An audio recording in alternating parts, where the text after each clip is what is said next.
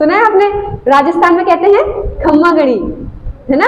तो इनके अलग अलग मीनिंग्स हैं कहीं पे। और अंग्रेज क्या बोलते हैं? Good morning. अलग अलग अभिवादन करते हैं कि नहीं करते? और कुछ लोग मिलते हैं, हाथ मिलाते हैं, एक दूसरे को गले लगाते हैं ना। और कुछ लोग एक दूसरे को ऐसे गालों को मिलाते हैं विदेशों में, ठीक है ना, गाल मिला करके भी अभिवादन करते हैं। अलग अलग प्रकार से अभिवादन। और मुस्लिम कौन सा अभिवादन करते हैं? वालेकुम अस्सलाम, सलाम वालेकुम। तो वापस में क्या जवाब देते हैं? वालेकुम। वो बोलता है अस्सलाम वालेकुम, वो बोलता है वालेकुम अस्सलाम, ठीक है। अब इनके मीनिंग्स को समझते हैं। मुसलमान बोलते हैं वालेकुम अस्सलाम, इसका मतलब है अल्लाह आपका भला करे। क्या मतलब है इसका? अल्लाह आपका भला करे। अच्छा मीनिंग है। अब सबके मीनिंग समझेंगे, फिर देखेंगे कि सबसे अच्छा अभिवादन कौन सा है जो कि सार्वभौमिक है। हम कल समझ रहे थे ना यूनिवर्सल, तो यूनिवर्सल कौन सा अभिवादन हो सकता है? वालेकुम अस्सलाम उन्होंने बोला, सामने वाले ने भी क्या बोला? वापस में सलाम वालेकुम, वालेकुम अस्सलाम उत्तर दिया। तो उसने बोला ईश्वर अल्लाह, अल्लाह बोलते हैं ना वो, अल्लाह आपका भला करे। तो सामने वाले ने भी उत्तर दिया आपका भी भला करे, ठीक है। सत श्री अकाल का क्या मतलब है? अभी मुझे ध्यान नहीं है, आपको मालूम है सत श्री अकाल का मतलब? नहीं मालूम है ना? तो सत श्री अकाल का क्या मतलब है? एक ईश्वर सत्य है, ऐसा कुछ है। एक सत्य है, एक सत्य है, ऐसा कुछ उसका मीनिंग है। यदि मैं संभवतः मैं गलत हो सकती हूँ, कुछ ऐसा ही उनका मीनिंग है। एक सत्य है, ठीक है, ये उनका अभिवादन है। और जब राम राम करते हैं तो श्री राम को मानने वाले राम राम करते हैं, यानी वो ये बताना चाहते हैं कि हम श्री राम को मानने वाले हैं, ठीक है। और जो श्री कृष्ण को जय श्री कृष्णा बोलते हैं, वो ये बताना चाहते हैं कि हम श्री कृष्ण के अनुयायी हैं, ठीक है। अब खम्मा गणी बोलते हैं। खम्मा गणी का मतलब है क्षमा कीजिएगा। क्या मीनिंग है? क्षमा कीजिएगा। समझ रहे हैं आप अभिवादन? और गुड मॉर्निंग का मतलब क्या है? आपकी सुबह अच्छी हो। गुड नाइट का मतलब आपकी रात अच्छी हो। तो इतने प्रकार के अभिवादन संसार में लगभग चलते हैं, ठीक है। अब हम आते हैं अपने वैदिक अभिवादन पर, फिर आप डिसाइड करिएगा कि सबसे अच्छा अभिवादन कौन सा है, ठीक है। अब यहाँ पे क्या लिखा है? हमारा वैदिक अभिवादन है नमस्ते। कहाँ पे हाथ रखते हैं आप? नमस्ते में रखिए जरा हाथ। यहाँ पे रखते हैं ना, अपने हृदय के बीच में रखते हैं हाथ। और जब भी आप किसी को नमस्ते करते हैं तो ऑटोमेटिकली क्या हो जाता है बताएं? ऐसे झुक जाते हैं ना, ऑटोमेटिकली हमारा झुकाव हो जाता है। और झुकने के साथ साथ थोड़ी सी आंखें बंद हो जाती हैं। ध्यान रखिएगा, जब भी हम नमस्ते करते हैं और झुकते हैं तो आंखें क्या हो जाती हैं? अपने आप थोड़ी देर के लिए क्या हो जाती हैं? बंद हो जाती है। करके देखिए, नमस्ते जी करते हैं ना ऐसे, नमस्ते जी, तो आंखें थोड़ी देर क्या हो जाती हैं? बंद हो जाती है। आपको पता है अलग अलग प्रकार की लैंग्वेजेस होती हैं। एक बॉडी लैंग्वेज भी तो होती है ना बॉडी लैंग्वेज। बॉडी लैंग्वेज से भी बहुत कुछ पता चलता है।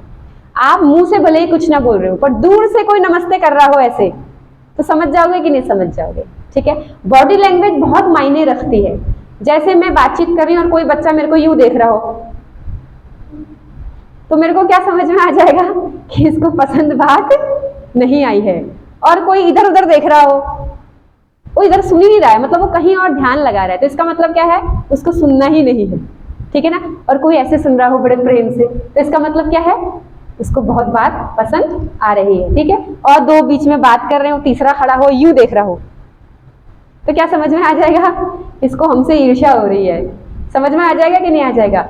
हर किसी के हाव भाव से पता चलता है कि नहीं चलता है कि ये क्या सोच रहा है हमारे प्रति? पता चलता है ना। अभिवादन से भी पता चलता है क्या? एक तो हम झुकते हैं, ऊपर से आंखें बंद कर लेते हैं। तीसरा, हम अपने हाथों को अपने हृदय प्रदेश में रख लेते हैं। इस स्थान को क्या बोलते हैं? हृदय प्रदेश। समझ में आया? ठीक है। अब पहले इसका मीनिंग समझ लेते हैं, तब और अच्छे से बात समझ में आ जाएगी, ठीक है। क्या है? नमः। क्या लिखा हुआ है? नमः का मतलब नमन करता हूं या करते हैं, करती हूं, जिसको भी आप कर रहे हो। ते मतलब जिसको हम कर रहे हैं, सामने वाला जो भी है। नमः ते दो मीनिंग है। नमस्ते का नमः ते संधि तोड़ करके हो गया, ठीक है ना। जो विसर्ग होता है उसको आधा स हो जाता है। नमस्ते को तोड़ोगे, संधि विच्छेद करोगे तो क्या बन जाएगा बच्चों? नमः जमा ते। तो नमः का मतलब होता है नमन करते हैं, करता हूं, करती हूं। और ते का मतलब क्या होता है? आपको, ठीक है। तो आपको नमन करता हूं। अब नमन का क्या मतलब होता है? झुकना। नमन का मतलब क्या होता है? झुकना, ठीक है। अब यहां पर क्या है? आप अब एक शब्द सुना होगा आपने, विनम्रता। क्या सुना है? विनम्रता।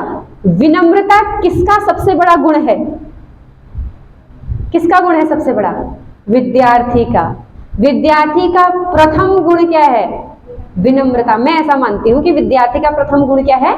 विनम्रता। अब नम्र का मतलब तो हो गया झुकना, लेकिन कैसा झुकना? कैसा झुकना? अब उदाहरण के लिए समझिए, जब हमारे देश को गुलाम किया था मुसलमानों ने, अंग्रेजों ने, हमारा देश गुलाम रहा ना, तब हमारे भारतीय जो गरीब लोग होते थे, जो गुलाम थे, वो मुस्लिम्स के सामने झुकते थे कि नहीं झुकते थे? कैसे झुकते थे? प्रेम से, श्रद्धा से झुकते थे या फिर डर से झुकते थे? डर से झुकते थे। श्रद्धा तो नहीं थी उनके मन में अंग्रेजों के प्रति, तो फिर वो नमन करना नहीं कहलाएगा, वो विशेष नमन नहीं हुआ, वो तो जबरदस्ती का नमन हुआ। यहाँ पर हम जिस विनम्रता की बात कर रहे हैं, जिस नमस्ते की बात कर रहे हैं, उसमें किस प्रकार से झुकना है? विशेष रूप से झुकना। अब ये विशेष रूप से झुकना क्या होता है? आपने सुना है ना, पेड़ जितना जितना ज्यादा फल देते हैं उतना उतना ऊपर को जाते हैं कि नीचे को आते हैं? बताइए, पेड़ में जब ज्यादा फल लग जाते हैं तो क्या हो जाता है? झुक जाता है पेड़। झुकता है कि नहीं झुकता है? नीचे झुक जाता है। और उसके पास जो कुछ भी है, उस पेड़ के पास क्या कहता है? सबको ले लो। क्या कहता है? ले लो, मेरा कुछ नहीं है, मैं तो झुक गया हूं। और देता भी है तो कैसे देता है? झुक करके देता है। ऐसे नहीं कि सीना चौड़ा करके दे रहा है, ले जा, मैं फल दे रहा हूं तुझे, ऐसा बोलता है? कतई नहीं बोलता, आराम से झुक जाता है। विनम्रता। पेड़ में क्या है? विनम्रता।